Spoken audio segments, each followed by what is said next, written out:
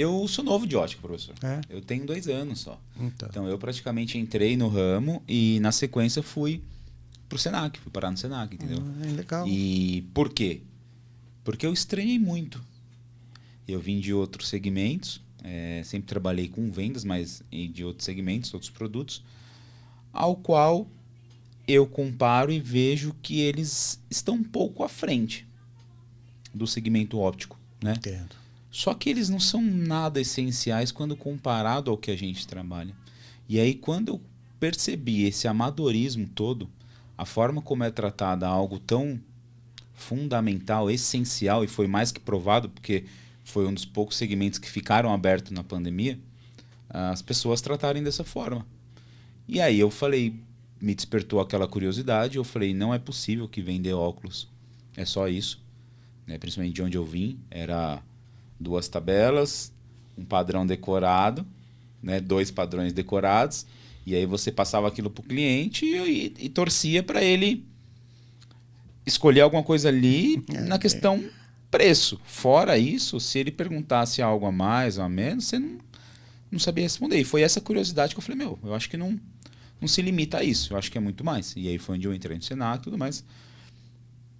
E o podcast foi, foi para expor algumas situações, professor, que eu acho bizarras que vem acontecendo, ou pelo menos que eu vejo nas óticas por aí, que, né, isso tem alguma relação desse formato prático lá de alguns anos atrás, das pessoas ainda estarem no balcão e também falarem eu percebo que é um discurso muito antigo, fala-se as mesmas coisas que a pessoa falava em 98, quando ela ainda estava no balcão, mas se você parar e perguntar o porquê, ela continua sem saber, mas é um repeteco, né? Sim. Tem alguma similaridade? Ah, com certeza, porque a gente ainda herdou isso muito dos profissionais, né, daquela época, né?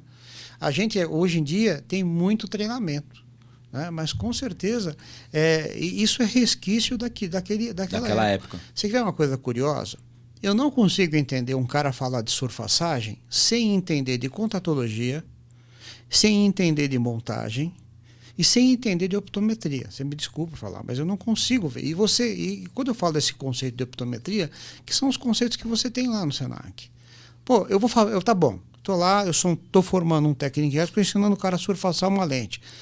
Pergunta que eu vou fazer, como é que o cara vai enxergar com aquela lente? Né? Como que aquela lente vai ficar montada nos óculos? Né? Se aquele cara precisar de lente de contato, qual vai ser a possibilidade? Então, por exemplo, você não contextualizar, por exemplo, um cálculo de lente sem falar isso tudo, como é que fica? Né? Eu, por exemplo, particularmente, eu tenho essa filosofia. Uhum. Por exemplo, a prova final do meu aluno era o seguinte, só, você tem uma receita aqui, tá aqui uma receita, tá uma armação. O negócio é o seguinte, eu quero que você me diga como é que vai ficar a lente. Qual é a lente que você vai escolher e como é que ela vai ficar. Porque é o que você tem no balcão. Né? Uhum. Quando eu comecei como professor, eu seguia esses práticos. Até que um aluno ligou para mim e falou, professor, olha, eu estou com uma receita aqui assim, e eu estou com essa receita e que lente que eu escolho? O cara era uma fera no cálculo. O menino era uma fera no cálculo. Eu falei, pô, esse cara sabe calcular, mas eu não ensinei ele a tomar uma decisão de balcão, ele não sabe o que escolher. Ele olhou para a receita e não sabe quais são as alternativas. A partir daí eu comecei a ir mudando o que eu tinha lá da prática daquela época. Uhum. Eu falei, não é possível um aluno sair da surfaçagem, né? E fica aquela história, sabe, o negócio do conhecimento estanque. Ó, hoje eu vou aprender surfaçagem. Acabou a surfaçagem, agora eu vou aprender montagem. Esquece a surfaçagem. Uhum. Então você fica lá feito um doido na montagem, tentando achar janelinha, entendeu? Tentando achar janelinha, mas você não analisa aqueles óculos para ver como é que ficou a estética no final. Pô, essa lente é muito grossa para esse óculos, né? Alguma coisa devia ter sido feita. Então esse tipo de análise não é feita. Quando muito ela vai ser feita, eu acho que você pegou a UC11, né? Peguei o C11. Hoje em dia no Senac ainda tem uma unidade curricular, que é a de laudo, que ainda faz com que o cara faça essa interligação. Mas no começo não tinha. O cara fazia a lente, tá bom. Aí guardava aquela lente, não montava no óculos, né? Então, quer dizer, ele não conseguia. E quando ele ia montar os óculos também, ele não fazia esse tipo de análise comparativa. Ele montava os óculos, o problema dele era achar a janelinha, né? Uhum. Era a janelinha. Ah, montei, tem janela, a KDP tá certa, pô, legal. Não fazia uma análise, não transcendia, não ia além. Pô, olhar para aquele óculos, meu, caramba, olha essa lente, tudo bem, ficou sem janela, mas olha, ela podia ter sido melhor surfaçada, né? Ela podia ficar mais fina, né?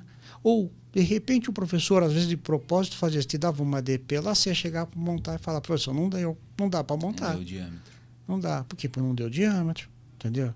E o cara fica naquela. Aí, quando o cara chega na contatologia, aquelas mesmas fórmulas que ele usou na surfaçagem também são usadas na contatologia.